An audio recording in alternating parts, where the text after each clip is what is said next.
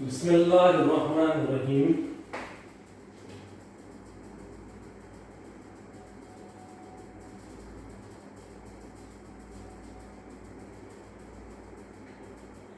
عزیز طلبہ و طالبات، ہم شامل نصاب غزل شوکت علی فانی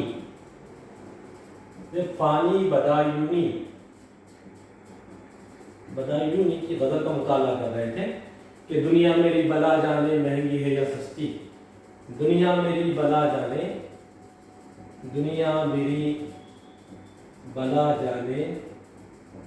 مہنگی ہے یا سستی، مہنگی ہے یا سستی، اس غزل کا مطالعہ کر رہے تھے۔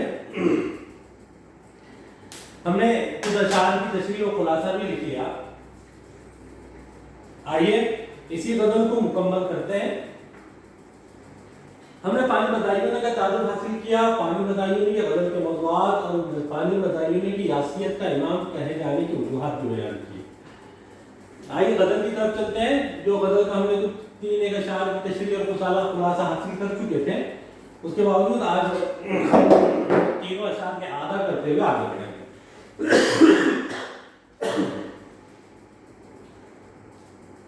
مطلع کا شعر ہے: دنیا میری بلا جانے مہنگی ہے یا سستی، موت ملے تو مفت لو ہستی کی کیا ہستی۔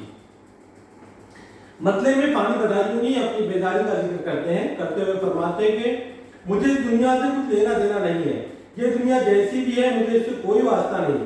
میری خوددار طبیعت کا عالم تو یہ ہے کہ اگر مجھے موت مفت میں ملتی ہے تو میں لینے سے انکار کروں گا۔ دنیا کی زندگی کی میرے سارے وقت ہی کیا ہے؟ شاید دنیا سے بیزار ہے اور اپنی خودداری کے سبب دنیا سے کوئی احسان لینا نہیں چاہتا۔ دنیا میری بلا جانے مہنگی ہے یا سستی، موت ملے تو مفت نہ لوں ہستی کی کیا ہستی۔ شاعر کہہ رہا ہے، اور اس کے اندر شاعر نے دو چیزوں کا ذکر کیا، ایک دنیا سے بیداری کا، دوسرے خودداری کا۔ مطلع کا شعر ہے: دنیا میری بلا جانے مہنگی ہے یا سستی، موت ملے تو مفت لو ہستی کے کیا ہستی۔ عزیز طلبہ و طالبات، انسان جب اپنے وجود کے یا خالق کے اتنے قریب ہو جاتا ہے کہ اسے زندگی کی کوئی اہمیت باقی نہیں رہتی، اور اپنی موت بھی اس کے لیے بے معنی ہو جاتی ہے۔ جہاں انسان زندگی سے بیزار ہو جاتا ہے اور زندگی اور موت اس کے لیے یکساں ثابت ہوتے ہیں، اور اپنی خودداری کے اندر انسان موت کو بھی ہیچ جب سمجھتا ہے، وہ کیفیت عشق کی انتہا کی کیفیت ہوتی ہے کہ زندگی اور موت یہ دونوں صورتیں انسان کے لیے وصل یار کا ایک باعث بننے کی وجہ، جو کہ خالق اور مخلوق کے درمیان کے سارے پردوں کو اٹھا دیتی ہے، ان کیفیات کو شاعر نے بڑے خوبصورتی سے یہاں بیان کیا۔ اگر میں بہت سادہ اور سلیس انداز میں اس بات پر گفتگو کروں تو یہ بات سامنے آ جاتی ہے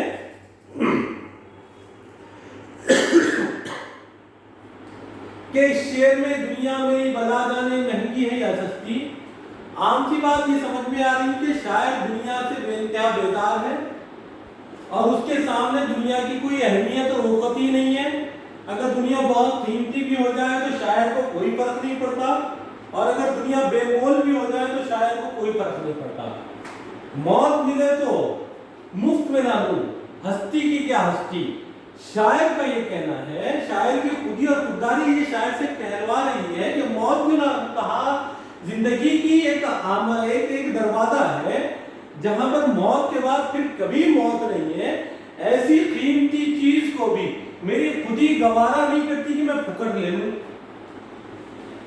یہ جو کیفیات ہیں یہ انتہائی درجے کی عشق کی اور انتہائی درجے کی تصوفانہ مزاج کی کیفیات ہیں۔ تو شاعر کا کہنا کہ شاعر اپنی جو اس بیداری کا ذکر کر رہا ہے اور دنیا جیسی بے وقت چیز کا ذکر کر رہا ہے، اپنی خوددار طبیعت کا عالم کا ذکر کر رہا ہے، اور کہتا ہے کہ موت پہ اگر مفت ملنے دوں تو میں موت کو مفت بنا دوں، تو دنیا کی کیا قدر و قیمت ہے؟ کیوں زندگی کو موت پہ، کیوں موت کو زندگی پہ کیوں ترجیح دی شاعر نے؟ یہاں پر موت کو اس شعر میں شاعر نے زندگی پر ترجیح دی ہے۔ کتنی الٹی بات ہے۔ اگر ظاہری اعتبار سے سمجھا جائے تو اس کیفیت کو کیسے سمجھیں؟ لوگ تو زندگی جینے کے لیے دھڑپڑ کر رہے ہیں، لوگ روزی روٹی کے لیے، اپنی زندگی کی آسائشوں کے لیے زندگی، مرنا کون چاہتا ہے؟ مرنا تو کوئی بھی نہیں چاہتا۔ ایک قصہ، ایک کہانی آتی ہے کہ ایک بڑھیا تھی، اس کی نواسی ہے، بڑھیا کی عمر کم ہوگی 100 سال نہیں ہوگی، اور اس کی جان بہت ہی جوان تنومن نواسی، شادی کے شادی طے ہو جاتی ہے اور کچھ دن پہلے بیمار ہوتی ہے، اور یہاں تک کہ موت کے دہانے پر آتی ہیں، ڈاکٹر ہاتھ اٹھا لیتے ہیں۔ اور اب بڑھیا مجلس میں بیٹھی ہوئی ہے، اپنی نواسی جان کرنے کے عالم میں ہے، اور بڑھیا یہ کہتے ہوئے روتی ہے کہ اے اللہ، تجھے کہ ہمارا ہی گھر ملا تھا، میں اتنی بری ڈھاڈی جس نے ساری دنیا لے لی، میری اس بچی کو میری زندگی دے دے، اس کو موت نہ دے، ابھی اس نے دیکھا ہی کیا ہے، ابھی اس کے کھانے کھیلنے کودنے کے دن ہے، میں بڈھی ڈھاڈی، مجھے اٹھا لے، اس کے صدقے میں مجھے اٹھا لے۔ اب بڑھیا کا یہ رونا ہوتا یہ ہے کہ اللہ کو پسند آ جاتا ہے اور اللہ اس کی دعا قبول کر لیتے ہیں۔ اب ایک مزاحیہ قصہ ہے، دیکھیں دنیا کیسی چیز ہے، اور شاید یہاں موت کو ترجیح دے رہا، مرنا کوئی نہیں چاہتا۔ 200 سال 250 سال کی زندگی کسی کو میسر آئے تو اس کی خواہشیں ختم نہیں ہوتی، ہزاروں خواہشیں ایسی کہ ہر خواہش پہ دم نکلے، بہت نکلے میرے ارماں، مگر پھر بھی بہت کم نکلے۔ تو بڑھیا رو دھو کے لوگ کہتے ہیں کہ بڑی بیوی کو کتنی اپنی بچی سے محبت ہے، کتنی بچی سے اپنے نواسی سے محبت کر رہی ہے، اور صحیح بھی ہے۔ بڑھیا نے سب دیکھ لیا تھا، بڑھیا مر بھی جاتی تو کسی کو اتنا دکھ نہیں ہوتا ہے، جوان بچی جا رہی ہے دنیا سے، لوگوں کو بھی خلل ہوتا ہے، حزن ہوتا ہے، ملال ہوتا ہے۔ بڑھیا شام میں سونے کے لیے بستر پر جاتی ہے تو ایک بکری جو غلطی سے چھوٹ جاتی ہے اس کے پلنگ کے نیچے آ کے بیٹھ جاتی ہے۔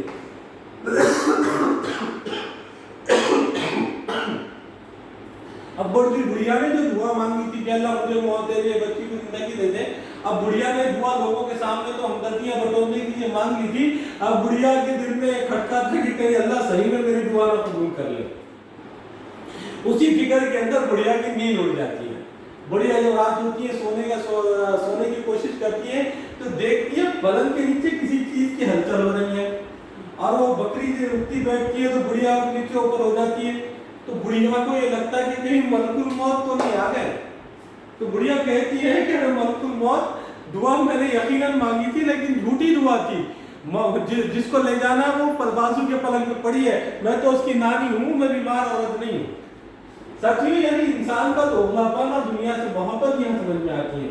لیکن شاعر کا عجیب مزاج ہے، شاعر کہے کہ دنیا میری بلا جانے مہنگی ہے یا سستی ہے، میں موت بھی مفت میں نہ لوں تو ہستی کی کیا ہستی ہے۔ شاعر نے یہاں موت کو زندگی میں ترجیح دی ہے۔ کیوں؟ موت کو زندگی میں ترجیح دینے کی وجہ، ساتھیوں ہم ہندوستانی معاشرے میں رہتے ہیں، ایک مذہب ہندو مذہب جو یہاں کا کثیر الآبادی والا، کثیر الاعتقاد والا اور کثیر الاجتماع والا مذہب ہے۔ اس مذہب میں یہ ہے کہ آدمی کے 7 جنم ہوتے ہیں، وہ مرحلے الگ ہیں، وہ بیان کرنا بھی ضروری نہیں، لیکن اسلام کا عقیدہ ہے کہ یہ زندگی ملی ہے، اس کو اچھے سے جی لو، موت آئے گی تمہاری دوسری زندگی شروع ہوگی۔ جو زندگی ابھی دنیا کی ہے یہ 60 70 80 سال کی زندگی ہے، لیکن موت جس زندگی میں تم کو منتقل کرے گی، جو انتقال ہوگا تمہارا، موت زندگی جو دوسری زندگی منتقل کرے گی وہ تمہارے یہاں کے نام اعمال پر مبنی نہیں ہوگا، وہاں پر پھر موت کو موت نہیں ہوگی، پنرجنم نہیں ہوگا، موت آپ کی نئی زندگی کا آغاز ہوگی، اور وہ زندگی کبھی نہ ختم ہونے والی لامنتہا زندگی ہوگی جس کی کوئی انتہا نہیں، جہاں پر کوئی موت نہیں۔ تو شاعر اس لیے اس مختصر سی زندگی کو چھوڑ کر ابدی زندگی کو ترجیح دیتا ہے۔ دنیا میری بلا جانے مہنگی ہے یا سستی ہے، دنیا میری بلا جانے مہنگی ہے یا سستی ہے، موت ملے تو مفت نہ لوں، ہستی کی کیا ہستی ہے۔ اگلا شعر شاعر کہہ رہا ہے، آبادی بھی دیکھی ہے ویرانے بھی دیکھے ہیں، اجڑے اور پھر نہ بسے وہ دل و نرالی بستی ہے۔ آبادی بھی دیکھی ہے ویرانے بھی دیکھے ہیں، اجڑے اور پھر نہ بسے دل و نرالی بستی ہے۔ شاعر کہتا ہے کہ میں نے طرح طرح کی بستیاں دیکھی، ویرانے دیکھے، آبادیاں دیکھی، لیکن دل کی جیسی انوکھی بستی میں نے کہیں نہیں دیکھی، کبھی اور کہیں نہیں دیکھی۔ یہ اگر ایک بار اجڑ جائے تو دوبارہ اس کو بسانا ناممکن ہوتا ہے، یعنی دل بہت ہی نازک ہے، ایک بار ٹوٹ جائے تو اسے دوبارہ جوڑا نہیں جا سکتا۔ ایک شاعر کا شعر تھا، چلتے چلتے رک کر پوچھا آ کر پاؤں کے چھالوں نے، بستی کتنے دور بسا لی دل میں بسنے والوں نے۔ عزیز طلبہ و طالبات، یہ جو دل ہے صوفیاء کے نزدیک اور اہل علم کے نزدیک اور معشوق کے نزدیک بڑی عجیب چیز ہے، اور اللہ کہہ رہے ہیں کہ دل میں بستا ہوں۔ اگر اس حوالے سے بات کریں تو ہم کو معلوم ہوگا کہ دنیا کئی مرتبہ اجڑی ہے اور کئی مرتبہ بسی ہے۔ کچھ وقتوں میں انسانوں نے اجاڑی، کچھ وقتوں نے قدرت نے اجاڑ دیا، کہیں بڑے بڑے زلزلے آئے، ہستی بستی زندگیاں اور دنیا کی رونقیں ختم ہو گئی، کہیں کہیں بڑے بڑے جنگیں لاحق ہوئی ایک دوسرے پر، انسانوں نے اپنے ہاتھوں سے دنیا کو برباد کر دیا، سونامی اور سمندری سیلاب اور طوفان برپا ہوئے، اللہ نے ساری دنیا کو بدل دیا۔ مزاج یہ ہے دنیا کا کہ اجڑنا بسنا قیامت تک کا، یہ دنیا کا مزاج ہے، اور قیامت تک یہ رنگ ڈھنگ چلتے رہیں گے۔ لیکن انسان کا دل وہ مقام ہے، وہ جگہ ہے جو ایک بار اجڑ جائے، ایک بار ٹوٹ جائے اور دوبارہ نہیں بسے گا۔ اس لیے کسی کی دل آزاری، کسی کی دل شکنی اسلام میں بہت بڑا گناہ مانا گیا ہے۔ دلوں کو بسانا یہ بڑے ثواب کی چیز ہے۔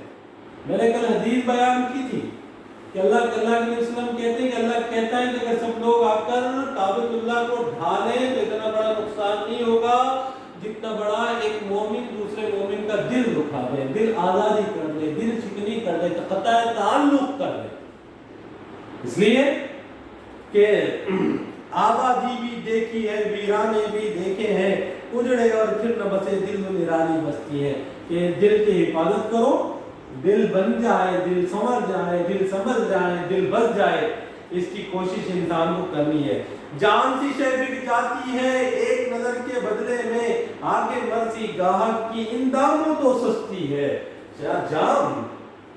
جان سی شے بک جاتی ہے ایک نظر کے بدلے میں، آگے مرضی گاہک کی، آگے مرضی گاہک کی ان داموں تو سستی ہے۔ فرماتے ہیں کہ محبوب کی نظر کسی کے دل لینے کے ساتھ ساتھ اس کی جان بھی لے لیتی ہے، لیکن یہ ضروری نہیں کہ محبوب کسی کے دل اور جان کی کوئی قدر کرے، یہ تو اس کی مرضی ہے، وہ محبت کا جواب کسی انداز میں دے۔ اسے تو عاشق کی جان ایک نظر کے بدلے میں سستی معلوم ہوتی ہے۔ عاشق ایک ہی نظر میں اپنے دل کے ساتھ ساتھ اپنی جان بھی محبوب پر قربان کر دیتا ہے، لیکن محبوب نہ اس کے دل کی قدر کرتا ہے، نہ اس کے جان کی کوئی پرواہ کرتا ہے۔ شاعر کہہ رہے جان سی شے بک جاتی ہے ایک نظر کے بدلے میں، آگے مرضی گاہک کی ان داموں تو سستی ہے۔ سچوں ایک شعر کی نگاہیں مرد مومن سے بدل جاتی ہے تقدیریں۔ علامہ اقبال کا یہ شعر کہ اگر کسی کی ایک نظر کسی پر پڑ جائے، نگاہیں مرد مومن سے بدل جاتی ہے، اگر مرد مومن کی نگاہ کسی پر پڑ جائے تو تقدیریں بدل سکتی ہے۔ شاعر کا کہنا یہ کہ جان سی شے بک جاتی ہے ایک نظر کے صدقے میں، کہ انسان کی زندگی کی جان کی اہمیت کیا ہے۔ جب کسی کے عشق میں گرفتار ہوتا ہے تو معشوق کی ایک نظر کے صدقے وہ اپنی زندگی اسے بیچ دیتا ہے۔ جس کے ولولے اور غلغلے، جس کے بننے اور بکھرنے اور گزرنے اور بسنے اور سنورنے اور جگنے کی بات ذکر آتی ہے، لیکن عاشق اور معشوق کی کیفیات جب بنتی ہے تو عاشق معشوق کی ایک نظر کے صدقے میں اپنی جان نثار کر دیتا ہے۔ یہ جو کیفیت ہے یہ عشق کی انتہا ہے۔ اور جب عاشق اپنے معشوق پہ، اگر محب اپنے محبوب پہ، اگر مخلوق اپنے خالق کی ایک نظر پر اپنی جان نثار کر دے تو پھر یہ پرواہ نہیں کرتا کہ جس پر اپنی جان نثار کی ہو اس کی جان کی وہ کیا قیمت لگا رہا ہے، یا اس کی جان کی قدردانی بھی کر رہا ہے یا نہیں کر رہا ہے، یا اسے بے قدری سے، لا التفاتی سے، بے التفاتی سے درکنار کر رہا ہے۔